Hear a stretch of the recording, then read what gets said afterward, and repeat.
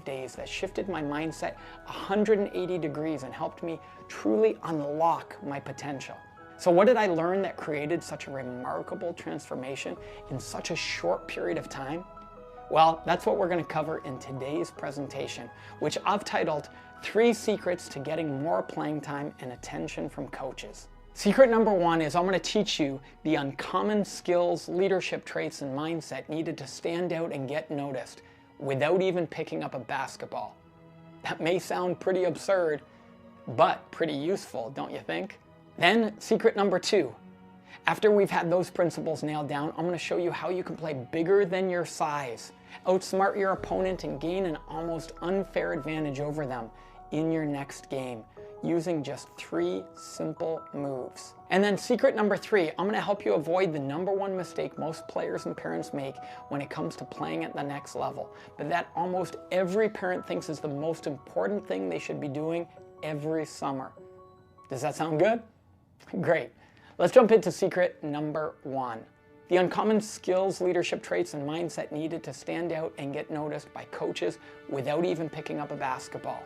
Now, when it comes to impressing your coach and getting their attention, the first thing you need to keep in mind is something that was beautifully summarized by Dick Bennett, head men's basketball coach for the Wisconsin Badgers. He said, "A major part of success of the team has a great deal to do with the intangible qualities possessed.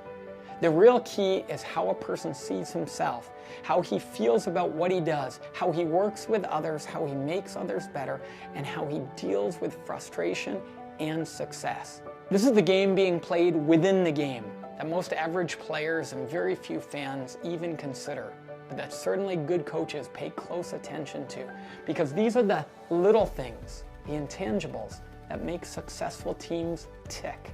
Most players don't fail to stand out because they aren't trying hard enough. Everybody tries hard. They fail to stand out because they don't understand the difference between the tangibles and the intangibles. Or they try to take shortcuts on the tangibles. And as coaches, we might not necessarily know exactly what makes a team suddenly gel, but we sure as heck know a lot of things that can keep a team from actually gelling. So when we see a player doing really special things like encouraging their teammates, making sure everyone knows their role, putting aside their own personal goals for the betterment of the team, making sacrifices in order to succeed, preparing in the off-season, and staying committed to doing whatever it takes to win a championship. As coaches, we get really excited and we pay attention. Why? Because it's rare. Of course, not much of this applies to the 6'7" player with freakishly good genetics. Those players will almost always stand out and get more playing time than the average size player. That's just the way it is. But the good news is, there's a set of 6 ingredients any player can bring to the court that will all but make the intangibles take care of themselves. I first learned these ingredients back in 1997 when I attended my first PGC camp as a high school athlete. I remember I was sitting in the front row of the class, anxiously ready to take notes on everything I learned when the camp director, PGC founder Dick Venzio, stood up in front of a room full of dedicated players and began speaking. Now, I didn't know it at the time, but Dick was sort of a basketball genius. He was named as the #1 point guard in America, earned Academic All-American and ACC All-Star honors at Duke University, and wrote 5 basketball books, including Stuff Good Players Should Know and Think Like a Champion, which have become known as 2 of the greatest books ever written in basketball. In fact, Stuff has become a best-kept secret among great coaches, like Toronto Raptors coach Nick Nurse, who asked us to ship him a copy for every player on their 2019 championship team, including Kawhi Leonard. It was so exciting sitting there listening to someone of Dick's caliber share the secret ingredients that catapulted him to becoming the best point guard in America. I was writing things down as quickly as I could, and then all of a sudden he stopped. And he said, "I don't think any athlete should play any sport without bringing the following considerations with them to the field or court. No basketball player should shoot, dribble, or pass, or defend until they're in shape to play." And then he wrote that word shape on the chalkboard. A 6-letter acronym spelt a little funny. that would not only define the way I approached my basketball career from that point forward, but it also continues to define how I live my life every day. And I can honestly say it's the #1 reason I'm sitting here sharing this presentation with you today. The acronym, the word SHAPE, I'll unpack for you. The S stands for spirit. There's a C woven into it for communication. H for hustle. The A for approach. The P stands for precision. And the E stands for enhancement. I remember sitting there wondering how the heck this was going to help me beat a defender off the dribble or score more points in my next game. But as Dick dove into each ingredient, the light bulbs just started going off in my head. It suddenly dawned on me that this was the type of uncommon stuff that most players had never heard of. And if they did, they probably weren't willing to do them night in and night out. So I knew it could make a huge difference for me and certainly help me to stand out to coaches everywhere. The first thing that I learned was the hidden power of bringing spirit to every practice and every game. Most players who claim they have spirit would get a D or probably even an F if they were being secretly graded on their spirit every practice. But if you push and urge yourself every minute of every practice to be more vocal, to have that type of come from behind celebration and energy, and you bring that to every moment of every practice, that will lead to championship performance. Then I learned 3 super easy ways to communicate the C in SHAPE with my teammates. You've probably heard the famous quote from Dale Carnegie, author of How to Win Friends and Influence People, that a person's name is to him or her the sweetest and most important sound in any language. Well, then use it. If you want a command to be heard on the court, especially in a noisy gym, you'll have a lot more success if you precede your commands with your teammates' names. So instead of saying, "Get the rebound, John," say, "John, get the rebound." The second part of communication is to make eye contact with your teammates. Hey, yo, it's loud, so we gotta listen. Or make eye contact, one. You wouldn't ask somebody for a date while looking up in the air, and you can't expect to get teammates to make key adjustments during play if your communication is scattered and lacking in focus and intensity. And this third one, it may seem like common sense, but most players fail to do this during competition. And it's simply to tell others what you're doing on the floor. I've got number 23, I'm getting over the screen. And while some players may understand the importance of communication during their biggest games, few players put that into practice every single day. And if you can learn to just tell your teammates what you're doing, then take it up a notch and tell your teammates what they need to be doing. Get under the screen, get under the screen. Pick up number 21, I've got 23. At first, I thought this was a little over the top. But then I began to see a pattern as we studied on film, how good players communicate effectively to help influence action on the court. Right still, Dom. Hey, watch it, Dom. Watch it. Over talk, man. Let's over talk. Over talk. I'm low, man. I'm low, man. We got tags. Tag out. I'm on now. Ball. By the time Dick wrote the word hustle up on the chalkboard, I was locked in. He shared an example we're all too familiar with when a player is slacking or drooping in practice the day before a big game and they say to coach, "I'll hustle tomorrow night, baby, that's the big game." And while they may believe in what they're saying, no great coach does, and that's a problem. I'll never forget what Dick said next. He said, "Get in the habit of hustling continually. Out-hustle everyone in practice day after day, in season and in the off season, and you'll be well on your way to getting more playing time. Make hustle an all-the-time thing. And remember to show up with a great attitude. That's approach. You can't just go through the motions like most players do, just focusing on what you're doing. You've got to focus on how you're doing what you're doing in a way that conveys this matters, so your coach consistently sees your intensity and your sense of urgency. Ask yourself when you're out there on the court, is it clear to everyone who could be looking at you that you're intensely going about what you're doing, giving it a great sense of importance and urgency? It's easy to do during a big game, but can you make it something you consistently do in practice so that if anyone was to look at you, especially your coach, even if they were turned the other way, they would see you showing up at your best? That moment speaks volumes. The next thing Dick scribbled on the board that first day of class was the following phrase: how you do anything is how you do everything. How you do anything is how you do everything. It takes effort to be precise. That's the P in shape. And it's why so many players fail at it. There's always that little voice in the back of our heads telling us it's easier to just cut off that sprint a few steps short, and coach won't notice if I miss that last basket or that last line on the down and back. But cutting corners becomes a habit that quickly leads to sloppy play. But worse than that, most players make the mistake of not seeing the connection between how precisely they do something in practice and how much that's likely to show up at a key time in a big game. But every coach knows how important it is. Cliche or not, the way you practice really is the way you play. So develop an everyday, every play habit of precision, paying attention to detail, and you'll be well on your way to performing like a champion. Now I'll leave you with this final question Dick posed to the entire class as he unpacked the last letter of shape. He said, after all the instructions are given by your coach and through the days of encouragement and criticism and winning and losing, are you willing to get out there every day and try and enhance what's going on around you? Are you making any given drill run more smoothly because you're into it? Are you turning 7 reps into 8 reps because you're pushing yourself? Are you finding ways to involve the bench players so they're more a part of the action?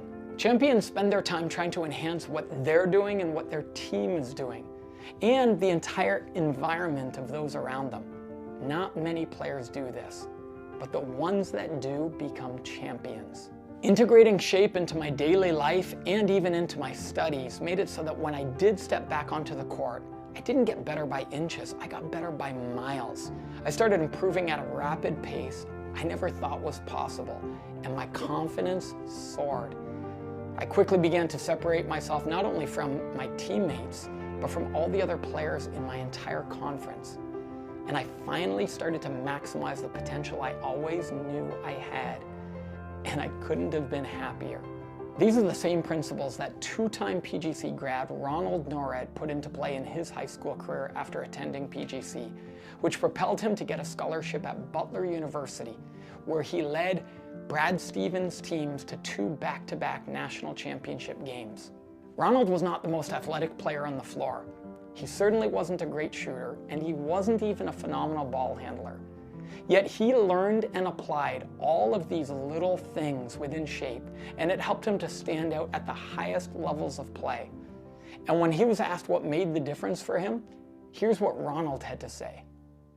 For those of you that don't know much about Ronald's career, he started 143 games in college. He was a 4-year starter, so he wasn't guaranteed anything. But my man, you started every game that you had when you were there at Butler, and you had a really successful career. And so what was it that allowed you, think, to be such a consistent factor on those teams? I mean, these are national championship contenders. You made it to 2 straight national championship games, and you were the starting point guard. What was it that made you able to make that adjustment, even though you weren't guaranteed that playing time? How did you so quickly adapt and adjust and earn the trust of the coaching staff? You know what? This is going to sound like a shameless marketing plug, and that you guys got me on here just to say this, and to everybody listening, it's not true. PGC. Like, honestly, the fact that I went to PGC when I was 15, I went twice, 15 and 16 years old. And I learned that the game was so much more about scoring, and it was so much more about being the best player, and it was so much more about, because when I was a good high school player, like I had a bunch of scholarship offers, I was able to play Division I in college. I was a solid college player, but I wasn't anywhere close to the best player on my team. I wasn't anywhere close to the most talented player on my team. But I did have the opportunity to start that many games. I started for 4 years, and you know what? We had this sheet going into my freshman year. At the top of the sheet, it said talent not required. And it talked about energy. It talked about hustle. It talked about, these all sound like PGC things here. It talked about, being the first to the floor, diving on the floor for the loose ball. It talked about all these things that, quote unquote, aren't talent, but it is a talent. All the intangibles. And I said, you know what? I may not be the best shooter. I may not be the best ball handler, the best passer, whatever it is. I know I can defend better than anyone else out here. And I know I can do all the intangibles, and I can be the best teammate I could possibly be. And hopefully that gives me the opportunity. And my coaches saw that, and, you know, they end up playing me a ton. And that leads us to secret number 2, learning how to play bigger than your size. And as someone who was a 5'10" player, I needed this more than anything else. And look, most players who aren't 6'7" and freakishly athletic know the odds are stacked against them when it comes to playing at the next level. They certainly were stacked against me. And being undersized can often lead to a player struggling with their confidence on and off the court. And the good news is that if your child's ever struggled with their confidence due to a lack of size or natural ability, there are lots of players they can look to for inspiration. Take, for example, guys like Isaiah Thomas, Steve Nash, Steph Curry, Chris Paul, Damian Lillard, all small players who learned how to play bigger than their size. And despite being undersized, these players became dominant. They dominated their game in their era by learning all the tricks and secrets that helped them to use their lack of their size to their advantage. Being 5'10" myself and skinny as a toothpick, one of the most helpful concepts I learned in high school from Dick was actually how to play smaller. Yeah, you heard that right, how to play smaller. And while we don't have time to cover all the different ways you can play smaller, I'd like to show you a few simple things I learned attending PGC that helped me to outsmart my opponents, gain an unfair advantage over bigger, stronger players, and stand out to my coaches. But before we get there, obviously I'm really passionate about PGC. Heck, I wouldn't be sitting in front of you today as the owner of PGC had it not been for the habits, mindset, and life skills I learned while attending that first Point Guard College course. And I could sit here and tell you all day long about how amazing the experience was. But I want you to hear from some other players. Players who found out about PGC after they had tried other camps and working with personal trainers and playing in every AU game imaginable, but quickly transformed their game and their mindset after only 1 week at PGC. So with that being said, I'm going to queue up a really quick video of a few of our PGC grads talking about their experience. Before PGC, I was just some kid dreaming about going to the next level in college. Before PGC, I would get down on myself and get all negative when I made mistakes. My basketball life, I was very timid. I was very not confident. Before PGC, I didn't really know the aspects of being on a team on the basketball court. If I never went to a PGC camp, I would have quit. Not only do they focus on your basketball life, but they focus on your real life as well. It taught me all about just cooperating with my teammates, understanding my coach, listening, and just overall being a team player, which I'm really grateful for. I learned to work on my mistake response, which helped me stay more positive on the court. It's changed the way I play with my team and how I put my team first. I made so many new relationships and felt an energy on the court from the people I was playing with that I hadn't felt anywhere else. I came out 20 times more confident than I used to be. PGC made me realize just how much I love basketball. Learned so much from PGC that took me to that next level. I'm actually being recruited now, and it's all thanks to PGC. Without PGC, my career wouldn't be going anywhere for basketball. I would probably be a bench warmer and maybe like a water boy if I got lucky. If I hadn't attended the PGC camp, my basketball career would definitely not be where it is today. PGC has made a huge impact on my life, and I cannot thank everyone at PGC enough for what they have done for me. PGC is probably one of the best camps I've been to. Actually, scrap probably. It is the best camp I have been to. Hi, my name is Morgan, and I'm a 3-time PGC grad. Hi, my name is Delana Anderson Mendez. I'm a PGC grad. Hi, my name's Pierce Hagan. I'm a recent PGC grad. My name's Luke Blackburn, and I'm a PGC grad. My name's Kayla. I'm a PGC grad. Hi, my name is Calder, and I'm a PGC grad. My name is Grace, and I'm a PGC grad. Man, I get inspired every time I hear PGC grads share their stories. Okay, so I promised I'd show you a few ways your child can play bigger than their size So let's head to the gym for a quick on-court training. We're here at the Playmaker College, and we're going to teach you how to play bigger than your size, especially if you're a smaller, undersized guard.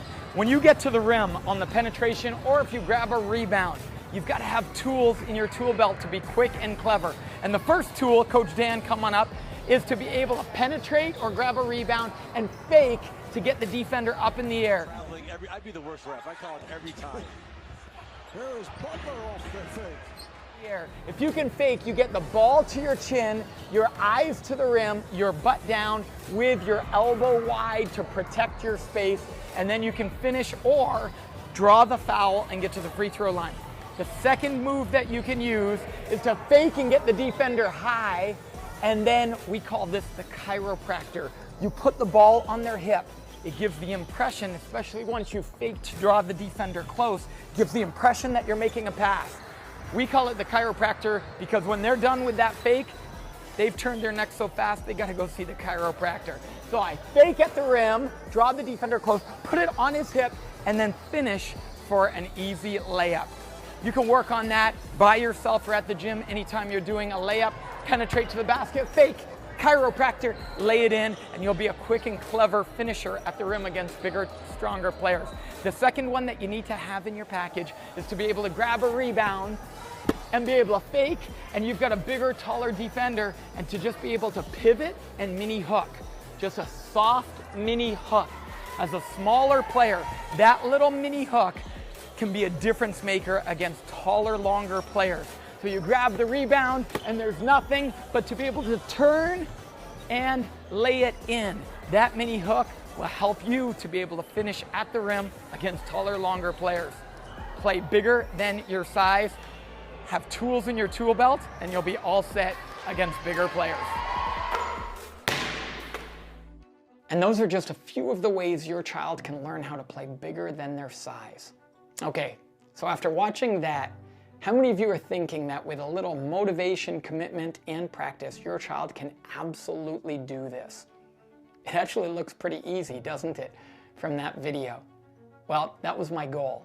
Because while yes, it's not necessarily easy to implement all of these things in game situations, the concepts themselves are so simple, any player can become really good at them in a short amount of time with focus and concentration. Remember, it's all about doing the little things that the average player and fan probably won't notice, but that coaches sure as heck do. Playing bigger than your size is one of those things.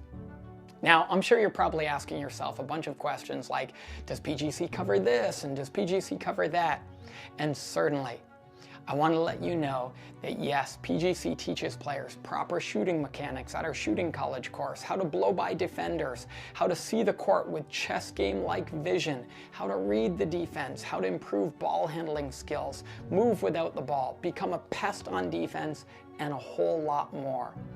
And yes, players also learn a ton about leadership, mindset, and how to develop daily habits that lead to success on the court and off the court. Take, for example, Brian Henson. He's a former PGC grad, and he recently shared this with us.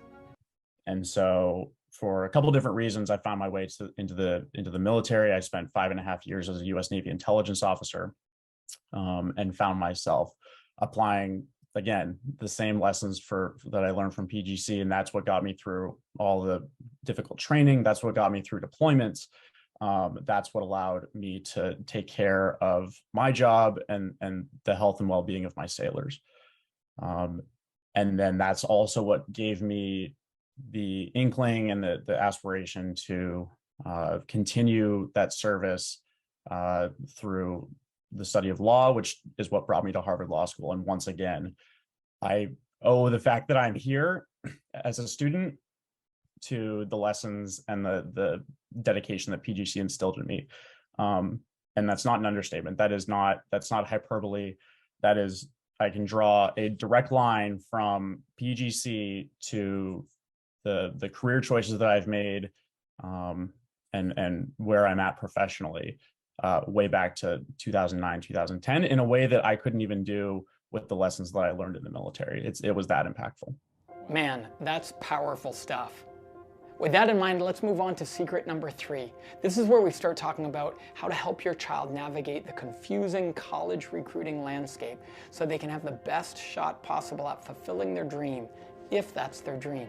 In secret number 3, I'm going to talk to you about why your child has to get good before they try and get seen. In all my years of coaching, this is by far the #1 mistake 99% of basketball families make.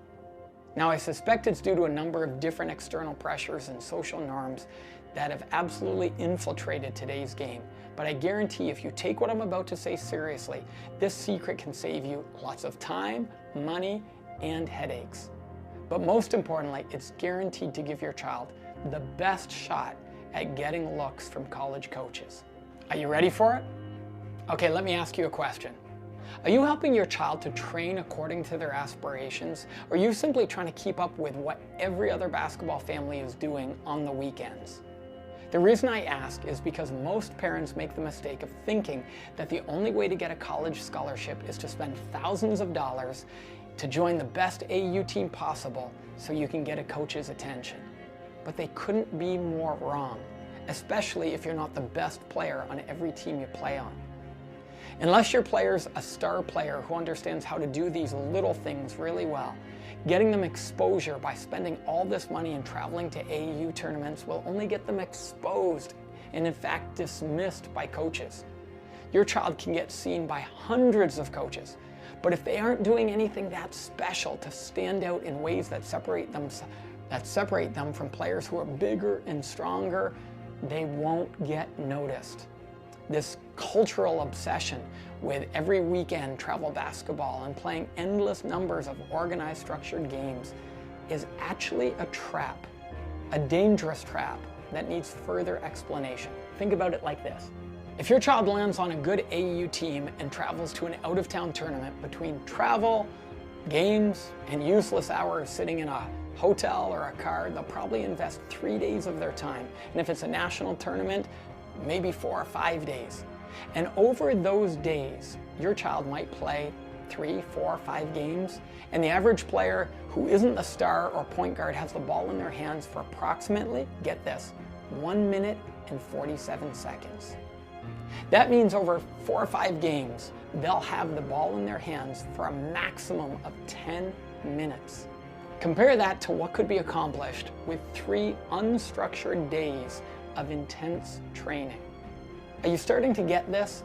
This is precisely why NBA star and PGC grad Jamal Murray kept away from rep teams until the beginning of his 10th grade year. His dad had him train diligently instead to develop his skills and to attend PGC camps so he could develop every aspect of his game and a killer mindset. Then, when Jamal was finally ready to play on the AAU circuit, the world took notice. In fact, the end of that first summer in AAU basketball, he was selected to play in the Jordan Brand game, representing the world against the US, and he was named tournament MVP. Look, I know it can be frustrating at times when, as a parent, you want nothing more than to see your child succeed on the court. And there just seems to be that one thing holding them back, whether it's a lack of confidence, a lack of passion and motivation, an injury or setback, or an unsupportive coach. I get it.